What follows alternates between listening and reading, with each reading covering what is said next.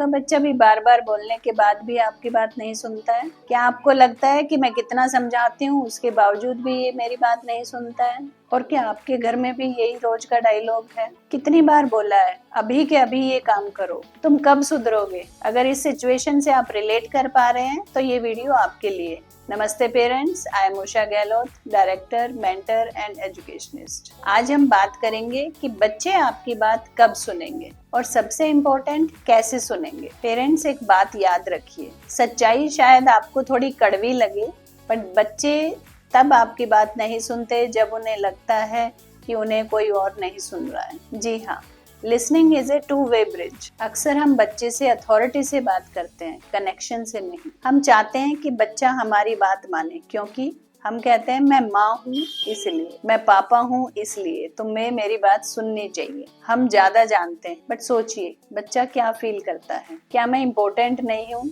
मेरी feelings matter नहीं करती? और जब बच्चे की फीलिंग्स इग्नोर होती है तो बिहेवियर रेजिस्टेंस में बदल जाता है। बच्चे सुनते क्यों नहीं? चलिए समझते हैं इसके 4 बेसिक्स रीजन। जब घर का एनवायरनमेंट लाउड होता है, अगर हर बात डांट या इंस्ट्रक्शंस के टोन में होती है तो बच्चा सर्वाइवल मोड में चला जाता है, और सर्वाइवल मोड में ब्रेन सुनता नहीं है, रिएक्शन मोड में चला जाता है। दूसरी बात है, बच्चे को जब सिर्फ गलतियों पर ही अटेंशन दिया जाता है। जरा सोचिए, दिन में कितनी बार आप उनकी तारीफ करते हैं और कितनी बार आप उन्हें उनकी गलती बताकर करेक्ट करते हैं। बच्चे अटेंशन पाने के लिए बिहेवियर रिपीट करते हैं, फिर चाहे वो पॉजिटिव हो या नेगेटिव। तीसरा मेन रीजन है जब रूल्स क्लियर नहीं होते। पेरेंट्स कभी स्ट्रिक्ट होते हैं, कभी इग्नोर करते हैं, कभी गुस्सा करते हैं और कभी नॉर्मल रहते हैं। इनकंसिस्टेंट पेरेंटिंग से बच्चा कंफ्यूज हो जाता है, और कंफ्यूज बच्चा सुनता नहीं है। वो आपको टेस्ट करता है कि कब आप गुस्से में हो, कब आप उसकी बात माने, और आपके बिहेवियर के पैटर्न को नोटिस करता है और उसी तरह से बिहेव करता है। और फोर्थ मेन रीजन है जब बच्चे को इमोशनल सेफ्टी फील नहीं होती। अगर बच्चा डर की वजह से चुप है तो वो सुन नहीं रहा होता है, वो फ्रीज हो जाता है। और याद रखिए, फियर टेम्परेरी कंट्रोल देता है और रिस्पेक्ट लाइफ लॉन्ग लिसनिंग देता है। अब सॉल्यूशन की बात करते हैं कि बच्चे आपकी बात कब सुनेंगे। जब उन्हें फील होगा कि मेरी बात भी सुनी जा रही है। Before correcting, connect with them. चलिए बात एक एग्जाम्पल से समझते हैं कि जब हम कहते हैं कि फोन अभी के अभी रख दो, इंस्टेड ऑफ सेइंग दैट हमें कहना चाहिए, मुझे पता है कि आप गेम एंजॉय कर रहे हो, बट 10 मिनट बाद डिनर टाइम है, so you have to keep the phone away। तो पेरेंट्स, ये एक डील है आपकी तरफ से, कनेक्शन फर्स्ट, करेक्शन लेटर। दूसरा इम्पोर्टेंट पॉइंट है कि जब आप काम रहेंगे तो बच्चा आपकी बात ज्यादा सुनेगा, क्योंकि गुस्सा सिर्फ ईगो क्लैश क्रिएट करता है। अगर आप चिल्लाएंगे तो बच्चे के 2 रिएक्शन होंगे, या तो वो आप पर वापस चिल्लाएगा या वो फ्रीज हो जाएगा, और ये दोनों ही रिएक्शन हार्मफुल हैं। याद रखिए, काम parents, regulated child. Number 3, parents याद रखिए, लॉन्ग लेक्चर्स काम नहीं करते।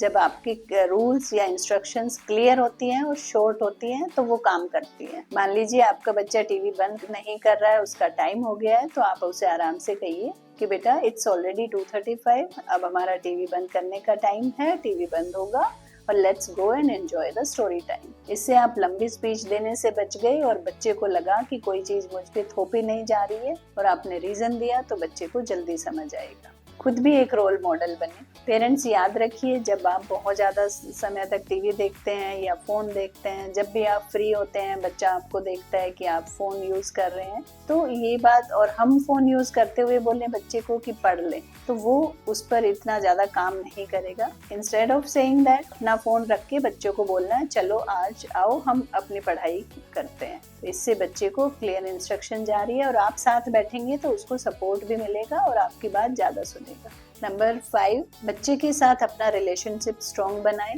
कभी भी बच्चे के साथ 5 से 10 मिनट ऐसे बैठें जिसमें आप पढ़ाई की बात ना करें, नंबर ना पूछें और उसने क्या गलती की उस पर आप स्पीच ना दें। रादर उसके साथ 5 मिनट 10 मिनट अपने रिलेशनशिप स्ट्रॉन्ग बनाएं। आज आपने क्या सीखा, कैसे आपने एंजॉय किया, स्कूल में कौन सी बात आपको बहुत अच्छी लगी और किस तरह का एनवायरनमेंट उसे मिला। अगर इस तरह से हम बात करेंगे तो बच्चे के साथ हमारा रिलेशनशिप अच्छा होगा, और दिन में आप 10 मिनट देकर बाकी के 10 घंटे आप उससे अपनी बात मनवा सकते हैं। पेरेंट्स, जो सबसे बड़ी गलती हमसे होती है वो है कि हम बच्चे को डांट कर समझाना चाहते हैं। डांट से डिसिप्लिन नहीं आता है, डांट से डिस्टेंस क्रिएट होता है। डिसिप्लिन का मतलब है कि बच्चे के लिए क्लियर रूल बनाइए, उसको कंसिस्टेंसी से फॉलो कीजिए, वार्म टोन में बच्चे को समझाइए, तो उसके आपको स्ट्रॉन्ग इफेक्ट्स दिखाई देंगे। पेरेंट्स याद रखिए, बच्चे आपकी बात तब सुनेंगे जब उन्हें लगेगा कि आप उनकी तरफ हैं, उनके अगेंस्ट नहीं। जैसे कि अगर आप